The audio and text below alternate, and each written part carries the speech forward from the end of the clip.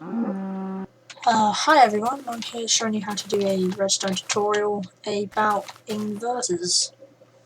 Inverters are like a redstone current which is constantly opening something, and then you activate a button or a switch or tripwire or whatever to deactivate it, used for making doors and traps. In its simplest form here, leading into a block with a redstone torch. Now, quite a lot of people get confused about this by putting, like, the redstone torch on the wrong side, or the redstone, wire, another block higher than it needs to be. But, so, if you're just trying to get a simple inverter up, that's what you're looking for. And I've just got it simply leading up to the block with a button on it. That could just as easily be a tripwire or pressure plate or whatever. If you're making traps, you could use some sort of, tripwires or pressure plates. And then over here, I've got sort of like a little housey door thingy, because quite a lot of my friends have asked me how I would make a redstone inverter that would be able to open a door, like a secret entrance to a house. And although all of this looks like awfully complicated, it's sort of just another inverter leading up sort of like a couple of blocks to a button, and the same above. I haven't hidden it very well, but that's sort of a topic for another day. You'd sort of just have to put the redstone going lower, or you could do double pistons to make it get higher, which I'll explain in another bit. But so I'll press that. These two blocks will open. Got a nice little thing there, a cow. So well, that's that. And I've hidden the pistons up here just with simple old stairs. I can do the same to cover all this up. It's not as easily to hide as it is to build, but it's not all that hard as long as you put a bit of time into it. And it doesn't take that long to get either, because when you're mining, you can a lot of redstone. So yeah, all this stuff's obviously easy to make. Pistons, just a bit of iron, stone, and wood. Buttons, 2 clean stone, and then you've got redstone and sticks. So it's not overly expensive to make. It's sort of a early on thing. And what I've got here is sort of an example of what you can do to sort of trap mobs or players if you're on PvP. I watched a video from quite a few people playing the walls, which was it was a PvP map where they were dropped in and had to build traps with redstone stuff.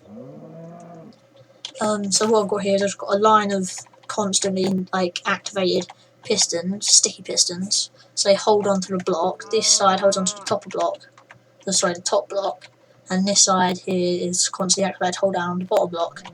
And so when you press the button, it stops the signal and retracts them and puts them back later. And the whole idea of this is they'd set off a tripwire to let the gate open, and they'd think they'd be safe, walk through and get crushed. Even though I probably should put the button a bit closer, my bad. But that suffocates you just like any other redstone trap would. You obviously have to put a roof on it and stuff to make it actually effective as a trap, but as a demonstration, I thought that worked quite well. So yeah, I sort of just made all this before the video. It sort of took me maybe 5-10 minutes to make.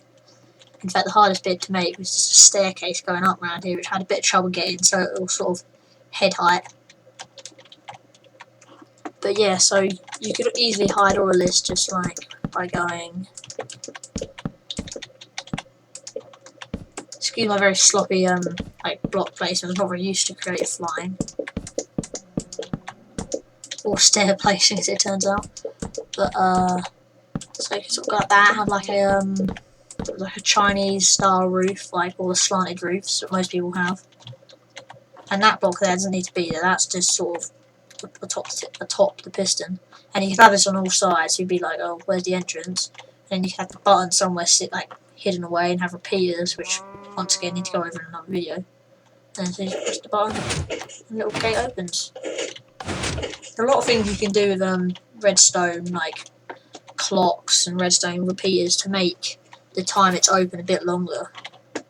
And so they can make it a bit more easy. This is just as a demonstration, but if you actually had it as your house entrance, you want it to work a bit more smoothly and look a bit nice. So I know, especially when I'm building houses, I sort of want all the redstone stuff hidden away. But so that's how all of that moves. There's nothing else in there, just a bit of stone to hide it all. So even if I take out these, that's just for show. Same, I'm not really sure. Those bits there need to be there, but that's sort of just like it in its simplest form, without being hidden. And you press that to open it. Obviously, you can hide it and make it look quite smooth as I did. And obviously, that would be a hut behind walls, and so all you'd see would be the button. Like with this entrance, like you only see the button. You don't have to see all the redstone stuff, which is a little adventure maps. That's why it looks so smooth. But so yeah, that's like the inverters and some of the stuff you could do with it. I actually just quickly to show off like a practical use of it in one of my other worlds. This is sort of one I did a while ago. I really need to put a gate on this farm. Oh, I did. This is sort of one of my older worlds with this, like, basic setup. But what I've got on here is a bit of redstone that I built to constantly invert the... Wow, bad sprint jump in there. That's why I don't do parkour maps. You've got the constantly inverted pistons to hold back water. And a bit of cocoa beans down the side, and just like a block of water coming down to like a sort of collection area. And all of that redstone links in a bit of repeaters. Don't worry about that. That's just because redstone can only go 16 blocks without losing itself. And so because it's quite like wide, I had to put in those to keep the current going. But this isn't all that hard to do. And so you press the button, and for the duration of the button, which is like, I don't know, half a second, it releases the water which washes away all the cocoa beans. You can also do like cactus farms and stuff which don't actually need pistons, or you can do sugarcane farms which you do with pistons. And so that's how you get all this stuff. Really bad inventory management. But so yeah, that's like more practical uses of it, like how you'd actually use it in an account. I haven't actually set up a redstone door. I'm building sort of a tower over there with a redstone clock to make it like a lighthouse, I think. Oh, but that's not that simple either. Sorry, not that hard. Quite simple actually. But yeah, so pretty cluttered in here. I'm not sure why I've got so many furnaces. Sort of all of that stuff in there is I've sort of just got from like average mining. And that would sort of do me for all of the stuff I've showed in these videos here. So it's not that hard. Whenever the subject of redstone comes on, so don't shy away from it. It's not that hard to do.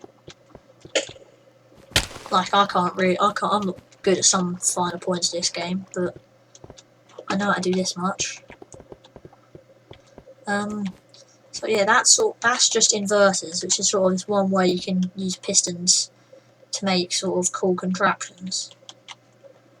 There's loads of other things you can do. There's loads of other quite cool traps.